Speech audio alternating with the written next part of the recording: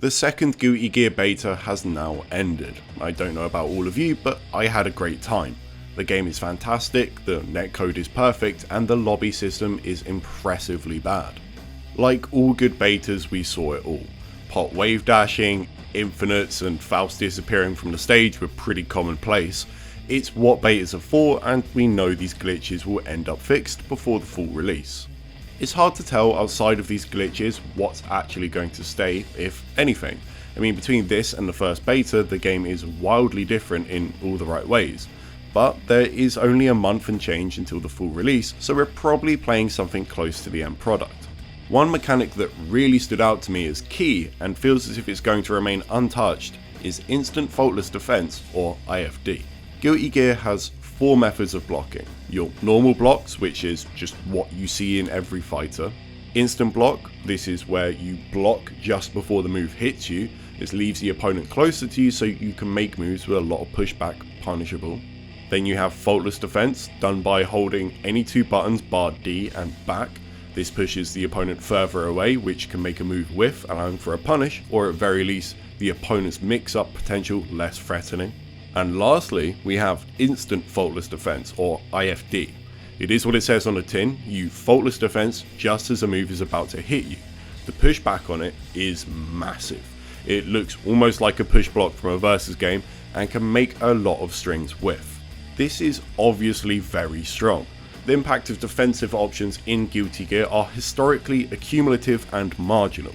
Maybe you instant block a certain move leaving you at -1, which doesn't give you a punish but gives you a turn, or you FD something and it lessens the severity of certain pressure strings. There are more dramatic defensive tools in previous entries to the franchise, such as Blitz in Xrd or Slashback in +R, but they are far more risky, unlike IFB. It's not like there's some recovery or some kind of count hit state on it, it's just as safe as an instant block, which is already pretty safe. A couple of situations to me stand out as very practical and particularly good use cases for this defensive mechanic, one of them being against Leo's back turn stance. The TLDR of this stance is he gets high-low mix-ups and left-right mix-ups. He has a lot of options, and when combined with his counter that can stop you from mashing out, it can be hard to fight against. Let's look at one specific route for this pressure. Leo's back turn is very open in its options, making it hard to cover absolutely everything. So, he gets close to you via a knockdown or whatever, and he does the back turn kick low. From this button, if you normal block it, he can dash behind you, do another low kick, overhead, cross up, or command grab.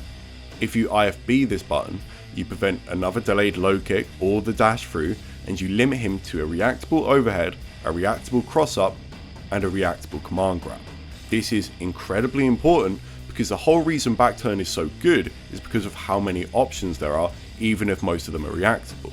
If you limit those options, you have a far greater chance of escaping. I actually think this is why they put command grab into this stance. It helps stop IFB from being such a powerful go-to option in this situation and adds a bit of extra mind games. Another very clear use is against a character like Potemkin. He is a grappler, he wants to grab you. When he knocks you down, he wants to grab you again, or at least use the threat of grab to hit you. The thing is, when you get up, you have 6 frames where you're actually throw invulnerable. So what Potemkin will often do is use a crouch punch to keep you in place, then throw you.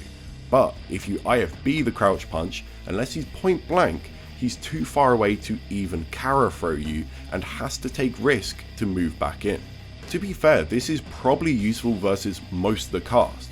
In previous versions of Guilty Gear, you could throw the opponent if they went for these close-up meaty attacks on your wake-up, but because throws are slower here, that's not possible, and IFB seems like a pretty safe way to punish them for being predictable with these meaty attacks. There is of course counterplay to this. You can delay your attack so they miss the timing and just simply block. You can use an overhead or wait until the throw invulnerability is gone and simply grab them. However, none of these things are direct counters. They either limit IFB's effectiveness as a wake-up tool or rely on the opponent being so focused on it they don't react to other options. Instant Faultless Defense seems incredibly important to me. especially in a game where characters have dash cancelable moves, drift on roaming cancels, and just a ton of safe ways to maintain pressure where the reward for landing a hit can be over half your health. It's a big tool in your defensive arsenal, and I can imagine a future where playing around it becomes key at high level.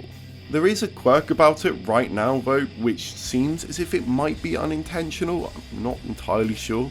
As it stands, if you cross up an opponent and they IFD, it pulls them back into you instead of pushing them away, allowing them to continue pressure or even sometimes get better pressure.